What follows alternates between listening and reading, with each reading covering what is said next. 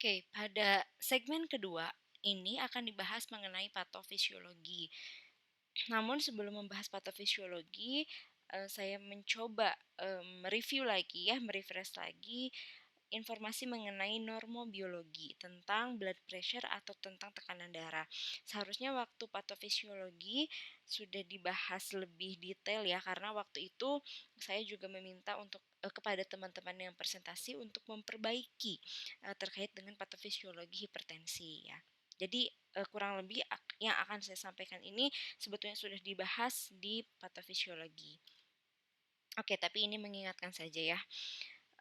Kita lihat rumus dari blood pressure atau tekanan darah. Ya, jadi tekanan darah ini ternyata rumusnya atau tekanan darah ini merupakan hasil kali antara cardiac output dengan peripheral resistance. Cardiac output itu artinya adalah sejumlah darah atau volume darah yang dikeluarkan dari jantung. Ya, kita lihat di sini ternyata cardiac output ini juga terdiri dari dua faktor ya, ada heart rate dan ada stroke volume. Kalau heart rate itu kan denyut jantung, kalau stroke volume itu yaitu volume yang bisa dikeluarkan. Jadi cardiac output itu eh, volume yang dikeluarkan dikali dengan berapa banyak denyut jantung tersebut berdenyut gitu ya. Itu cardiac output ya. Nah, dikali dengan peripheral resistance. Nah, kalau dari artinya resistance itu kan berarti ketahanan. Peripheral itu ketahanan di perifer ya. Ini terkait dengan ketahanan dari blood vessel atau dari pembuluh darah. Nah, sehingga berapa banyak berapa banyak darah yang keluar yang dipompakan dari jantung dan seberapa mampu si apa namanya si pembuluh darah tersebut menerima darah atau menahan darah. Nah, itu yang kita sebut dengan blood pressure. Nah, ini ada beberapa faktor yang mempengaruhi cardiac output dan peripheral resistance. Ya, bisa dilihat ya. Saya sebut salah satu saja seperti yang bisa meningkatkan cardiac output itu contohnya increase fluid volume, berarti meningkatnya volume dari tubuh. Kemudian yang meningkatkan peripheral resistance itu diantaranya adalah excess stimulation of the RAAS, jadi peningkatan stimulasi dari renin angiotensin aldosterone system. Oke, lanjut ke patofisiologi. Nah, patofisiologi saya ingatkan lagi bahwa terdapat 4 jalur atau 4 pathway ya terbentuknya hipertensi.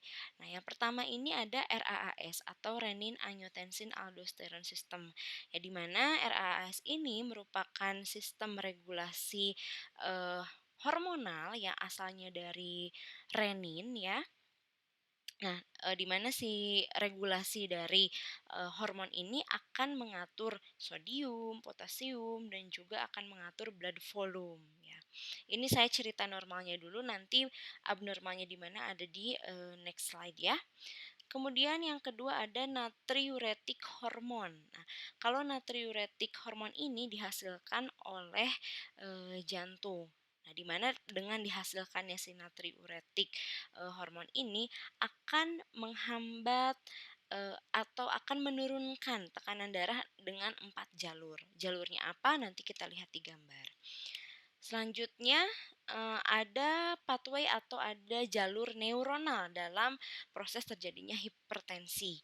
Nah, kalau jalur neuronal ini berkaitan dengan baroreseptor ya. Baroreseptor itu kan merupakan reseptor yang berfungsi menerima tekanan di dalam darah.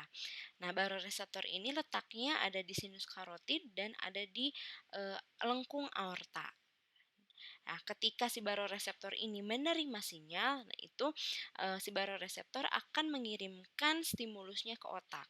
Kemudian otak akan mempengaruhi perjalanan sistem saraf simpatik dan parasimpatik ya untuk mengatur apakah tekanannya itu akan diturunkan atau akan dinaikkan. Nah, yang terakhir pathway-nya itu adalah endotelial vaskular. Ya, endotelial vaskular ini merupakan apa ya namanya proses atau bagaimana sih peranan dari sel-sel endotel yang ada di pembuluh darah dalam mengatur terjadinya vasokonstriksi dan vasodilatasi. Kita lihat ya satu-satu. Nah, ini adalah RAAS atau renin angiotensin aldosterone system. Seharusnya ini di mata kuliah farmakologi 2 ya sudah dibahas juga. Jadi saya tidak perlu terlalu dalami rasanya membahasnya, mengingatkan saja. Nah, awalnya sistem RAAS ini diawali dari ini sekresi renin. Renin disekresikan dari ginjal ya, dari nefron. Disekresikan. Nah, renin ini nanti akan mengubah angiotensinogen menjadi angiotensin 2 ya. Dan angiotensinogen asalnya dari mana? Dari hati. Nah, angiotensin 1 dulu ya. Nah, angiotensin 1 dirubah menjadi angiotensin 2 dengan bantuan converting converting converting enzyme. Wah, susah banget ya. Angiotensin converting enzyme. Nah, setelah ada angiotensin 2 barulah dia akan menginduksi beberapa jalur. Ya, menginduksi adrenal cortex, kidney atau ginjal, kemudian usus, CNS, central nervous system ya, kemudian peripheral nervous system, vascular smooth muscle dan juga heart atau jantung. Nah, yang pada ujungnya si angiotensin 2 ini untuk jalur masing-masingnya silahkan dilihat satu-satu ya. Dan pada ujungnya angiotensin 2 ini jika dihasilkan dia akan membantu meningkatkan tekanan darah. Nah, masalahnya pada orang yang terkena hipertensi, nah ini ada beberapa faktor yang memicu teraktivasi terus si RAAS-nya. Ya, pertama ada internal factor dan ada external factor. Kalau internal factor ini lower pressure in renal artery.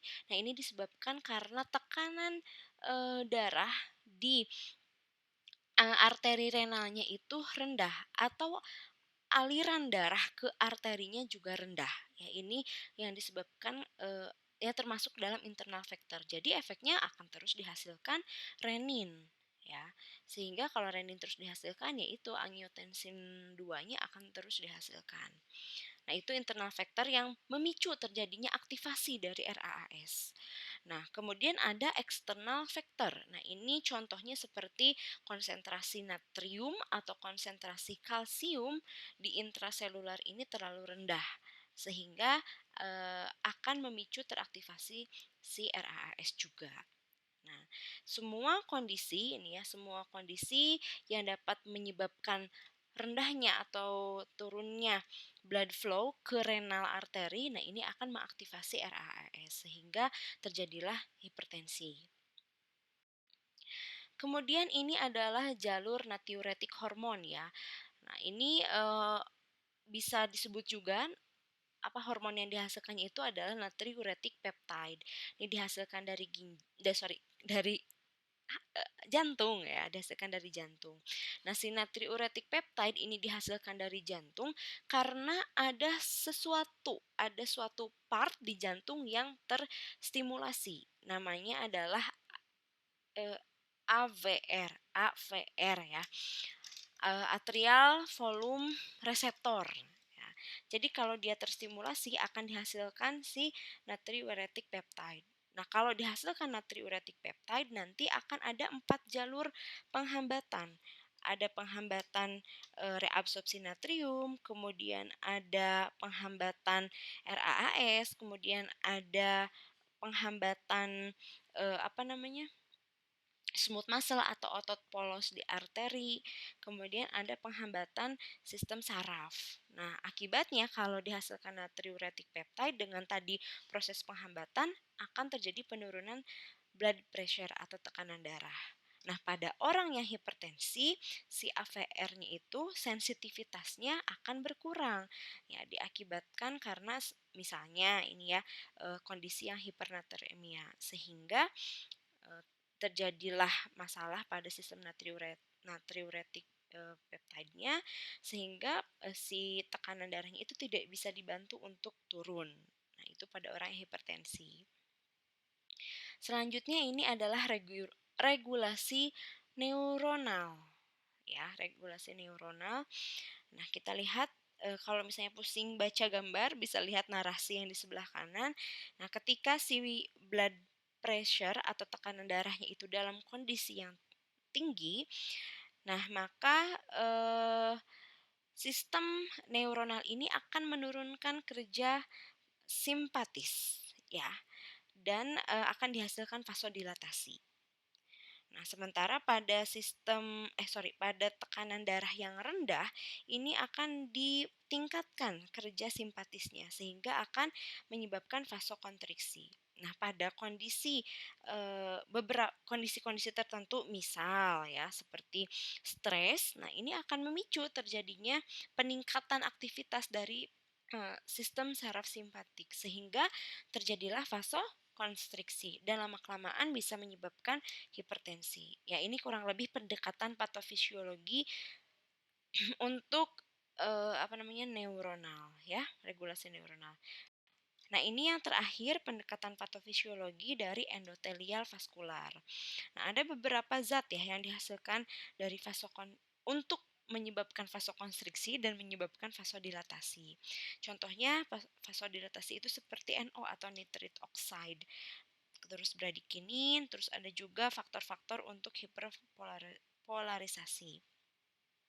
Nah, sementara yang menyebabkan vasokonstriksi itu ada endotelin, kemudian ada angiotensin 2 dan ada juga tromboksin A2. Nah, kalau ada masalah nih di pembuluh darahnya, misalnya seperti penyakit hiperlipidemia, nah ini akan mempengaruhi si sel-sel endotel dalam menghasilkan beberapa zat gitu ya. Jadi kalau misalnya hiperlipidemia akan terpengaruhi nih si sel endotel dalam menghasilkan vasodilator seperti nitric oxide ya, sehingga eh, vaso zat-zat yang menyebabkan vasodilatasi akan berkurang dan lama kelamaan akan terjadi hipertensi.